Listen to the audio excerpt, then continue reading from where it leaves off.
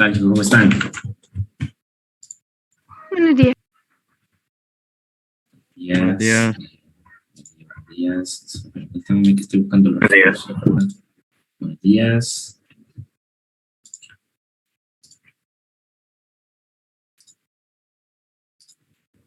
Solo permítanme, quiero ponerle los recursos.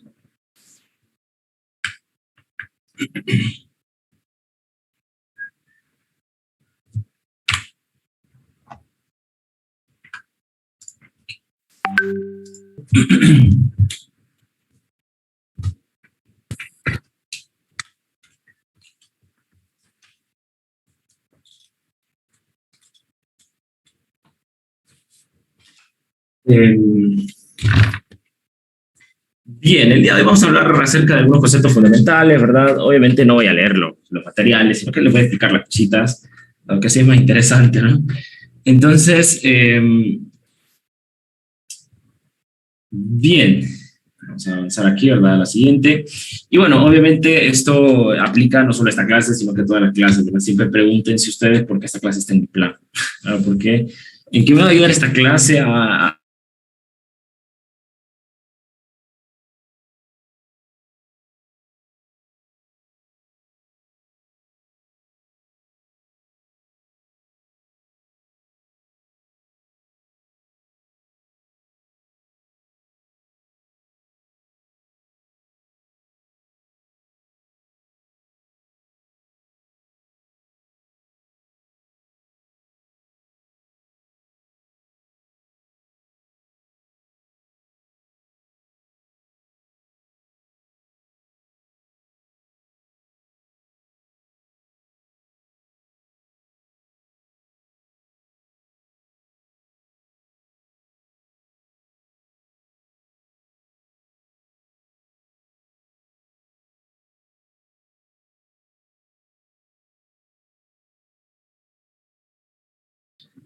Así que bueno, siempre me esperen unos cuantos minutos, obviamente algo prudencial, ¿verdad? Porque si no, estaría bien que van unos 10 minutos y no he vuelto, lo más probable es que no vuelvo, ¿no? Entonces sí, ¿verdad? Espérenme siempre unos minutitos, porque a veces es raro, ¿verdad? Pero cuando empieza a fallar, falla. Ok, como les decía, ¿verdad? Entonces, siempre pregúntense ustedes por qué una clase que están llevando, por qué está ahí, ¿no? ¿Por qué está en el plan? ¿Será que va a aportarme a mí, a mi formación como estudiante de medicina, o microbiólogo, ¿verdad?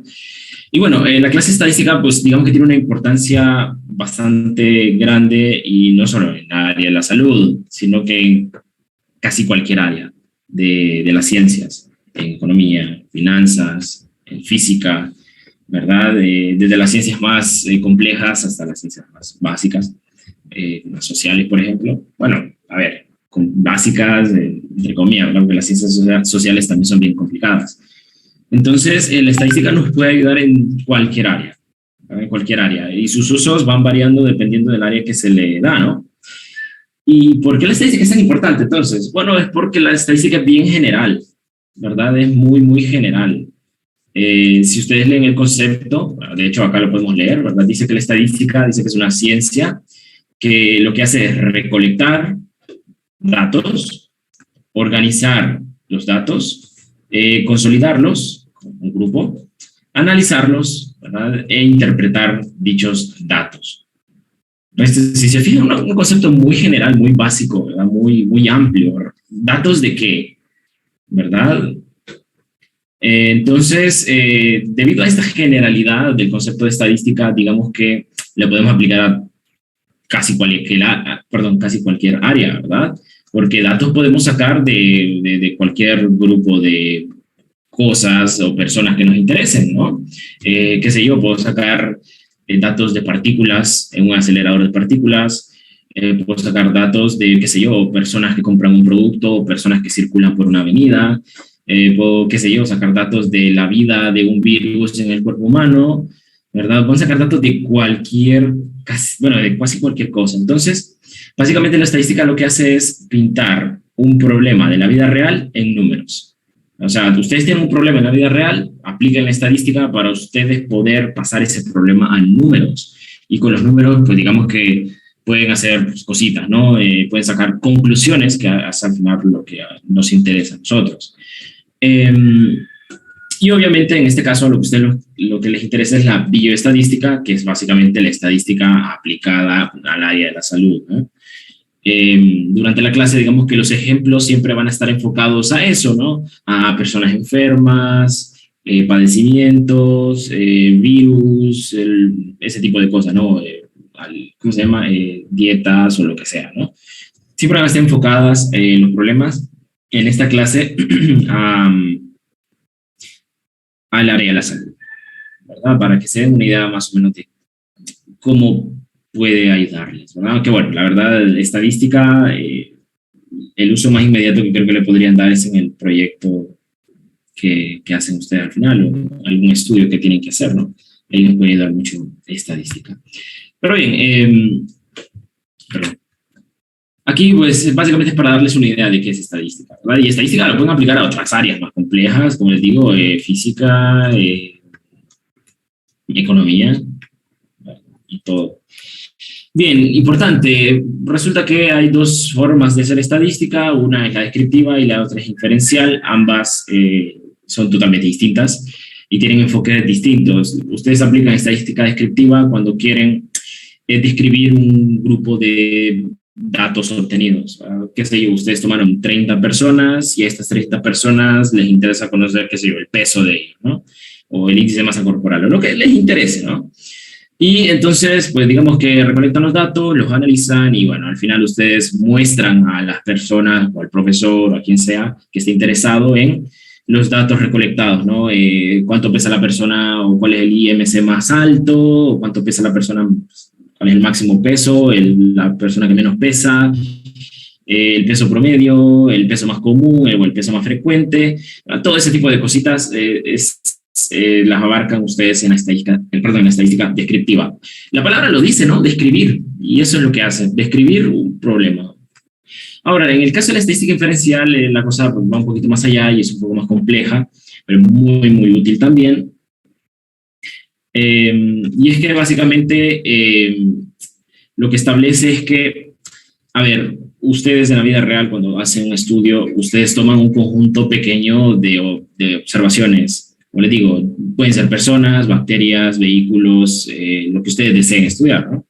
Pero siempre es un grupo pequeño de algo lo que van a estudiar. No se van a poder estudiar, qué sé yo, 100.000 personas o, qué sé yo, toda la población de Honduras, ¿verdad? Debido a varios problemas, que ya lo vamos a comentar después. Entonces, normalmente ustedes se concentran en un grupito de todo un conjunto más grande. Este conjunto más grande le llamamos población, ¿verdad? Población, no se imaginen personas, imagínense el grupo más grande de lo que les interesa estudiar, ¿verdad? Si les interesa saber, qué sé yo, personas personas que presentan diabetes, pues de la población serían, bueno, depende de dónde quieran hacer el estudio, ¿verdad? Si es de estudiantes universitarios, pues la población sería los estudiantes universitarios, pero si es de todas las personas de Honduras, pues sí, ¿verdad? La población sería, no, todos los pobladores de Honduras, ¿verdad? O lo pueden hacer por ciudad también si ustedes quieren. Entonces la población siempre es el conjunto más grande de personas o de objetos en general que a ustedes les puedan interesar, ¿verdad? Entonces, cuando ustedes aplican estadística descriptiva, lo que ustedes están hablando y lo que ustedes describen, ¿verdad? De las personas o de los objetos, es cierto, pero para este grupito, ¿verdad? Es cierto para este grupito chiquito, pero normalmente a nosotros nos interesa saber qué pasa con todos. Bueno, entonces la estadística diferencial, digamos que llega al rescate y dice, ok, esto que ustedes acaban de hacer, no lo desechen porque está correcto, está bueno. ¿Verdad? Estas conclusiones, a ver, está correcto siempre y cuando se cumplan ciertas condiciones, ¿verdad? Pero digamos que está correcto. Entonces, la estadística inferencial lo que brinda es herramientas para que ustedes las conclusiones o lo que ustedes hayan hecho con este grupito lo puedan aplicar a toda la población. Perdón, lo pueden aplicar a toda la población. Así que generaliza conclusiones hacia todo el grupo más grande.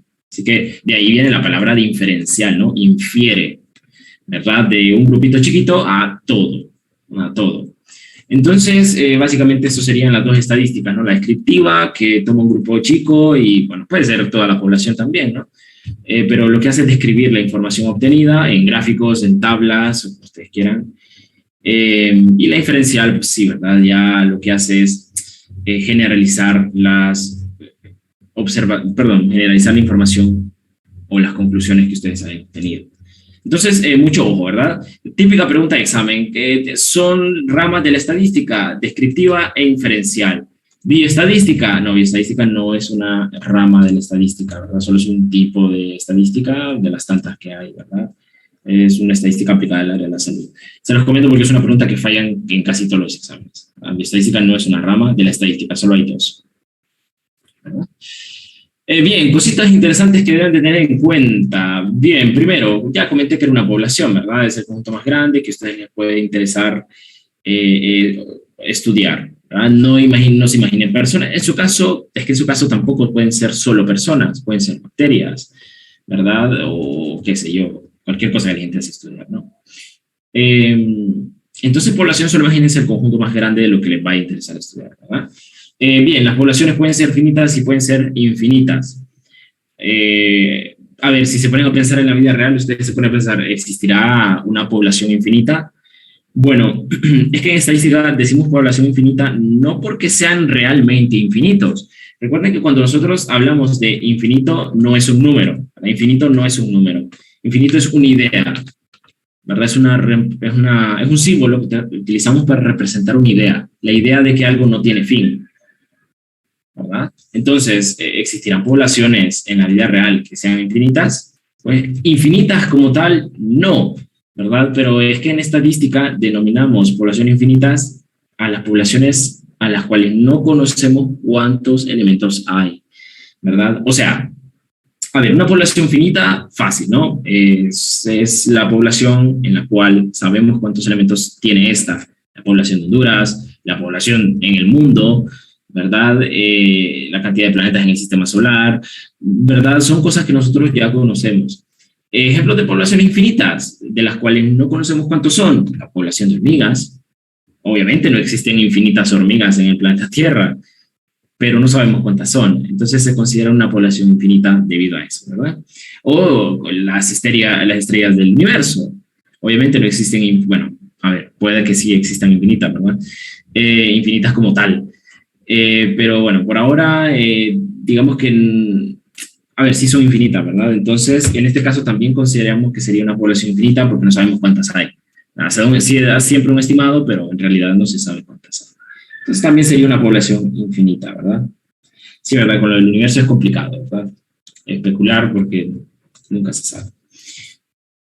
Bien, acá esto es importante, ¿verdad? De acá lo que nos dice es, ok, en la vida real, ¿por qué tomamos muestras y no usamos la población? Porque, ojo, ¿qué es una muestra?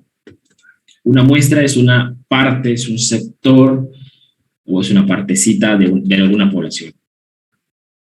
O sea, ustedes, imagínense que ustedes pueden ser una población, ¿verdad? Una población chiquitita de 35 estudiantes, ¿no? Entonces, imagínense que están ustedes, ¿no? Que son 35 estudiantes, que sería mi población. Ok, pero yo de ustedes, digamos que, qué sé yo, quiero sacar el promedio de las últimas clases que han llevado, ¿no? Entonces, digamos que hacerlo en los 35 me va a llevar mucho tiempo y estoy precisado, entonces voy a sacar solo una partecita de ustedes. Esta partecita, digamos, de 5 estudiantes se le llama muestra. Muestra. Se entiende la idea de muestra. Obviamente esta muestra que yo acabo de elegir, digamos, de 5 estudiantes, no se toma a la ligera, ¿verdad? Hay toda una rama de la estadística que se dedica a estudiar cómo tomar una muestra, ¿verdad? Porque la muestra tiene que ser representativa de la población. Ustedes no toman una muestra de las primeras 5 personas que le atraviesen por la calle, ¿verdad? Sino que digamos que van a utilizar algún método aleatorio, algún método se va a utilizar para escoger una muestra, ¿verdad? Para que ésta no presente sesgos. Sesgos significa que, por ejemplo, imagínense que ustedes tienen una población y toman una muestra y me interesa a mí, qué sé yo, el peso. Bueno, imagínense que por cosas de la vida, esta muestra que ustedes acaban de tomar está compuesto por personas muy, muy obesas o por personas muy, muy delgadas. Entonces su análisis va a ser erróneo debido a que están tomando una muestra sesgada de personas muy pesadas o de personas que pesan muy poco. Entonces, se quiere evitar eso al momento de tomar una muestra. Entonces, lo que se estudia es una muestra, no es toda la población, ¿verdad? Que por cierto, al proceso de tomar una muestra se le conoce como muestreo, ¿verdad? Se le conoce como muestreo. Al proceso de estudiar toda la población, ¿cómo creen que se llama?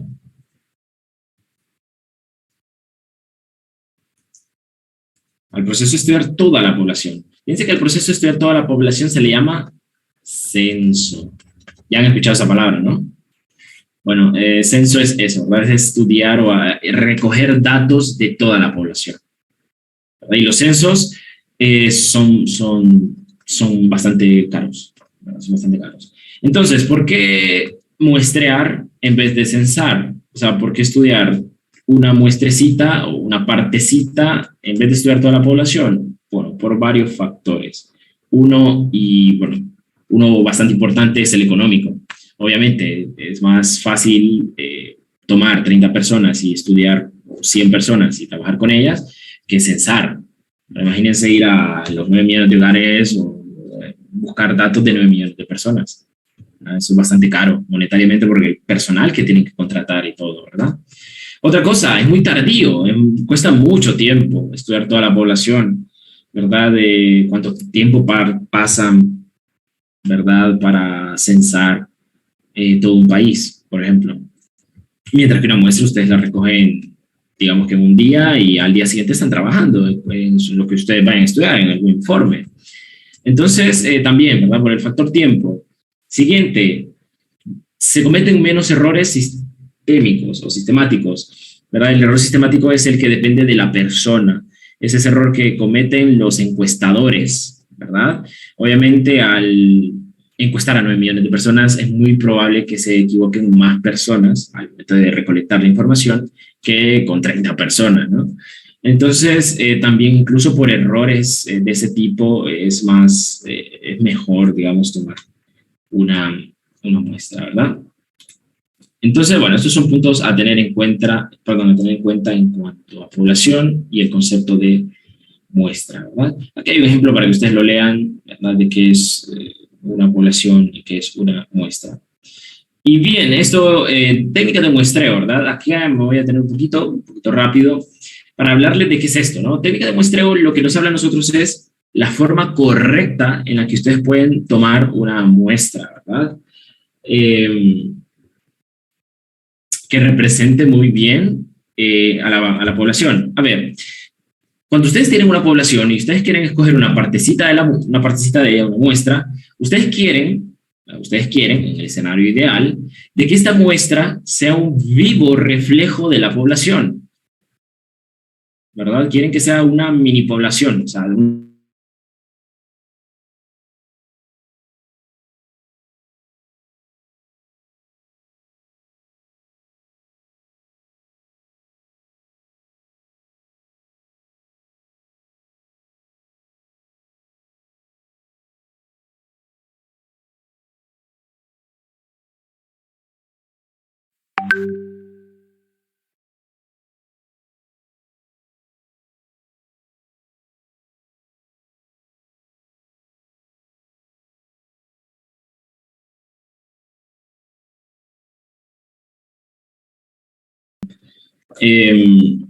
voy más con la lluvia de ayer, ¿verdad? Que casi de la nada cayó esa lluvia. Ok, como les comentaba, ¿verdad? Entonces, ¿de qué van estos muestreos? ¿Verdad? Bueno, déjenme decirles que no todos los muestreos sirven para lo mismo. A ver, todas tienen el propósito de escoger una muestra, ¿verdad? Eso está claro. Pero algunas se utilizan cuando la población que les interesa tiene cierta estructura o están organizados de otra forma y digamos que esto lo facilita bastante, las distintas estrategias. En el caso del aleatorio y del sistemático, son muy similares. ustedes tienen una lista de todas las personas o todos los objetos o todos los elementos que a ustedes les interesa estudiar y digamos que generan números aleatorios y pues van tomando los que van saliendo, ¿verdad? Imagínense, es como que ustedes sean una población y yo tenga el listado de ustedes 35, ¿no? Los tengo todos. Y bueno, acá están todos los 35. Entonces voy generando números aleatorios con una calculadora, con un software, con cualquier cosa, y voy tomando a las personas en la muestra hasta que termine, ¿no? En este caso, imagínense que me interesa 5. Entonces, genero un número aleatorio, digamos 20. Ah, bueno, entonces busco la persona 20 en la lista y la anoto. Entonces, aquí estaría la persona 20. Genero otro número, 1. Ah, me sale la persona 1. Entonces, busco la persona de la población, la tomo y la anoto, miren. Y así vamos hasta que llenamos nuestra muestra. En el caso sistemático es igualito, lo único que solo se hace así la primera elección, ¿verdad? Por ejemplo, volvamos al mismo ejemplo, ¿verdad? Tenemos aquí nuestra lista y tenemos acá nuestra muestra, ¿verdad? En el sistemático, la primera persona sí se toma de forma aleatoria. Digamos que nos sale la persona número 3, ¿no? De la población. Entonces, buscamos la persona 3, la anotamos en la lista, pero lo que dice el muestreo sistemático es que a partir de aquí ya no vamos a escoger números aleatorios, sino que vamos a sumar un número que me va a decir dónde está la siguiente persona que voy a tomar para mi muestra. Por ejemplo, esto es como una fórmula, obviamente, pero digamos que le sale que el salto es de 3, ¿no? O bueno, cambiamos de número para no ver el mismo. 4, ¿no? Este es el salto o la distancia, ¿verdad? Entonces, ustedes dicen que para encontrar la siguiente persona, que está en la posición 3, la siguiente la voy a encontrar en la 3 más 4, 7. Entonces, ahora toman la persona 7 y la anotan en su lista. ¿Okay? Ahora, dan otra vez el salto. El salto es 4, ¿verdad? Y así van, ¿verdad? 7 más 4, 11. Ah, entonces tomo la persona 11, miren, y la anoto en mi lista. Y así van, vuelven a sumar el salto y así van, hasta que completan su muestra, ¿verdad? Este tiene un problema y es que tiene un patrón. O sea, este número, este 4, es un patrón que se va a repetir. 4, 4, cada 4 voy a estar escogiendo una persona. Pero el problema que tiene este muestreo es que si la población tiene un orden, digamos que cada 4 personas están las personas más delgadas o las personas con más peso, mi muestra me va a quedar llena de personas de ese tipo, ¿no? Entonces, sí, problemita, ¿no? Para solventarlo, digamos que hay que asegurarse que la población esté bien dispersa o bien, no presente un patrón. Bien, estos dos muestreos se parecen un montón, ¿verdad? En ambos casos se hacen grupos y de esos grupos, pues, digamos que se escogen los elementos que a ustedes les interesa, solo que en el estratificado ustedes elaboran los grupos y en el por conglomerados los grupos ya están hechos, ¿verdad? Entonces, bueno, esa sería la principal diferencia entre estos dos muestreos, ¿verdad? En el estratificado ustedes elaboran los grupos y en el por conglomerado los grupos ya están hechos y ustedes, digamos que toman la ventaja de los grupos que ya están elaborados. Y bien, un poquito solo para la idea de que van los muestreos, ¿no? Lo que sí nos interesa bastante y es un concepto muy importante que sí les voy a pedir que le pongan atención o que le pongan atención cuando estén leyendo el material es el concepto de variable, ¿verdad? El concepto de variable. Fíjense que variables es algo tan sencillo como lo siguiente. Una variable es simplemente la característica que a ustedes les interesa estudiar. ¿Me interesa la edad de las personas? Ah, bueno, eso la edad, esa característica se le llama variable, ¿verdad? Esa característica se le llama variable. Me interesa estudiar, como dice acá, la nacionalidad. Bueno, esa característica de esa persona o de esas personas es la variable. ¿Y por qué se le llama variable esta característica de interés? Se llama variable porque obviamente va a estar cambiando el dato de persona en persona, ¿verdad? La edad va a estar cambiando, ¿no? Y como es variable el valor que toma la edad o de la edad de las personas, entonces pues, le llamo variable. Tiene sentido. Entonces, estas son variables, miren, son características que presentan las personas y que a ustedes les podría interesar estudiar, ¿no? Entonces, ya saben, una variable es una característica que me interesa a mí estudiar. Esto ya depende de ustedes, bueno, en este caso depende del examen, ¿no? Pues, la edad, el género, bueno, el sexo sería más acertado, el estado civil, nacionalidad, peso, religión, el control de plaquetas, el nivel de escolaridad, la presión sanguínea, ¿verdad? Y ese tipo de cosas son variables, son características que les pueden interesar el nivel de glucosa en la sangre. Todas esas cosas son características que les pueden interesar a ustedes de un grupo de personas, ¿verdad? Ahora, fíjense que cuando ustedes a una persona le preguntan la edad y le contesta 20 años, por ejemplo, este 20, ¿cómo se le llama? Bueno, este 20 se le llama dato, ¿verdad? Fácil. Entonces, cuando yo hablaba de datos al inicio, pues me refería a esto, ¿no? Estos son datos, miren, son datos. Todos estos que están aquí, que aparecen aquí, son datos. Los datos surgen cuando le aplican la variable a una persona y se revela la característica, ¿no? Se revela la edad, se revela el sexo de la persona, se revela su altura, su estatura, su presión arterial, el nivel de glucosa o lo que sea, ¿verdad? El valor que surja de esa pregunta se le llama dato, ¿verdad?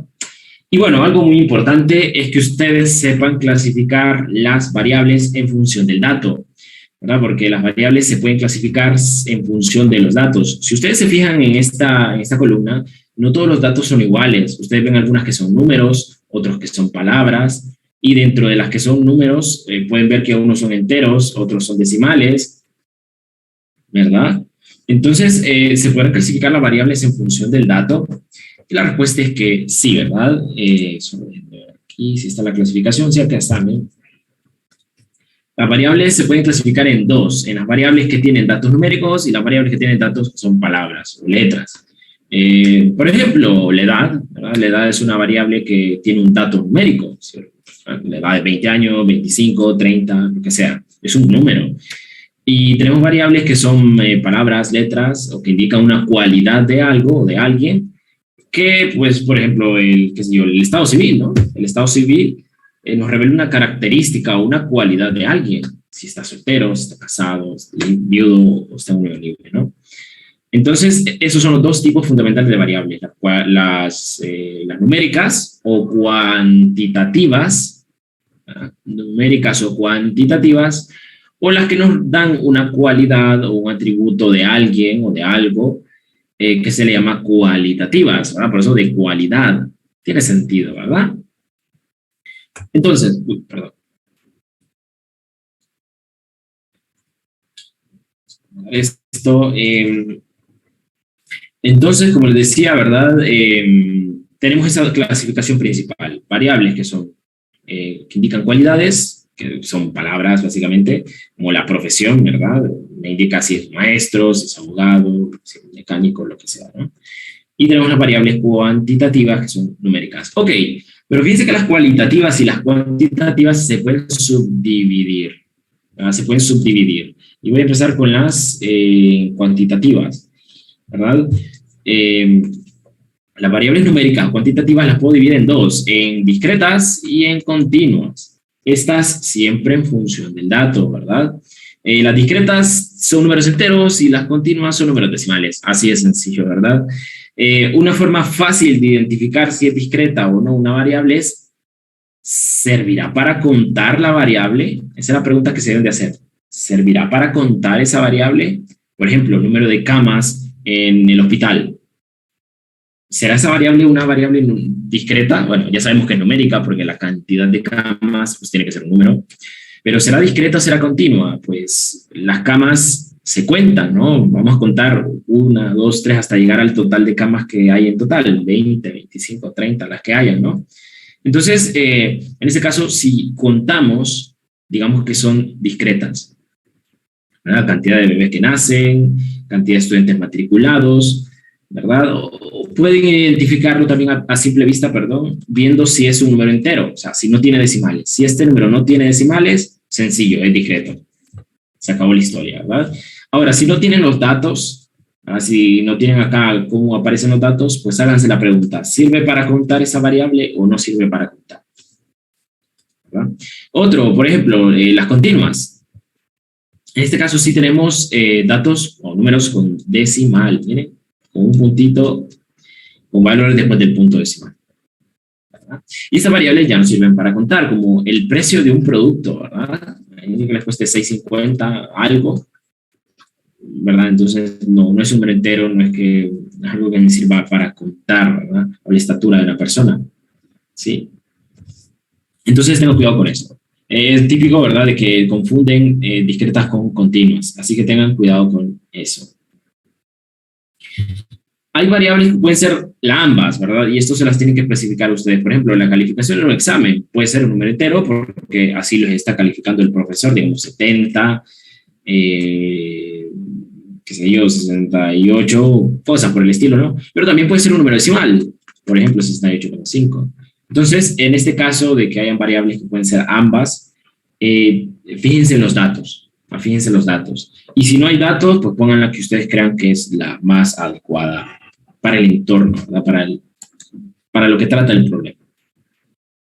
Bien, y por último, para cerrar la charla del día de hoy, tenemos las nominales y las ordinales. Y la pregunta aquí es, ok, ¿cómo sé yo cuando una variable o cuando una característica es nominal y cuando es ordinal?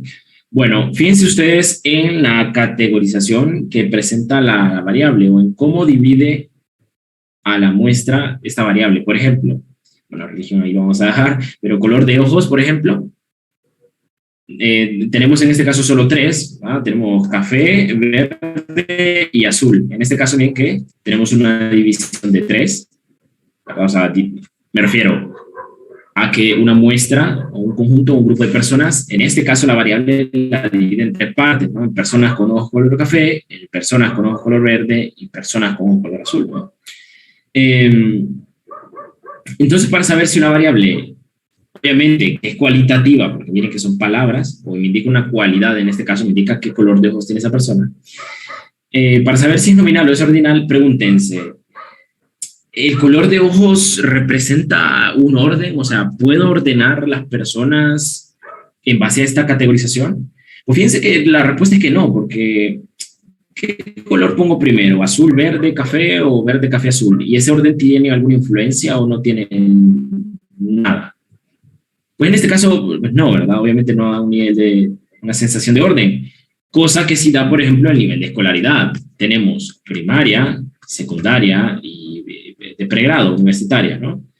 Entonces, miren que acá sí tenemos una sensación de orden, porque digamos que primero van los de primaria, ¿no? Después van los de secundaria y por último, universidad. Entonces, en este caso sí tenemos esa sensación de orden.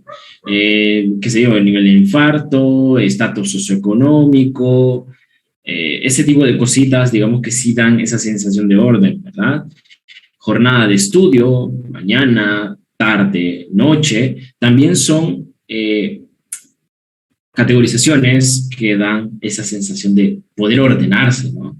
Cosa que no pasa con el color de ojos. Entonces, bien, esto sería básicamente lo que discutimos el día de hoy. Son cositas básicas que ustedes deberían de saber. Y el día lunes, pues ya vamos a entrar bastante en serio en cuanto a nuestras tablas de frecuencia, ¿verdad? Ese sería el tema para el día lunes. Y sí les voy a pedir que vayan adelantando el ejercicio que aparece en este material y que ustedes lo intenten hacer a mano. Recuerden que esto lo van a tener que hacer ustedes con su calculadora, nada más. Así que bueno, no vamos a usar Excel ahora porque obviamente no lo podemos usar en el examen. Así que todo esto lo vamos a hacer con calculadora el día lunes. Así que vayan adelantando porque aquí está paso por paso, ¿verdad? Paso por paso. Bien, jóvenes, no sé si tienen alguna pregunta, alguna duda, algo que quieran saber, puede ser de la clase en general, porque no asistieron ayer, no hay ningún problema. Bueno, ayer no, el miércoles.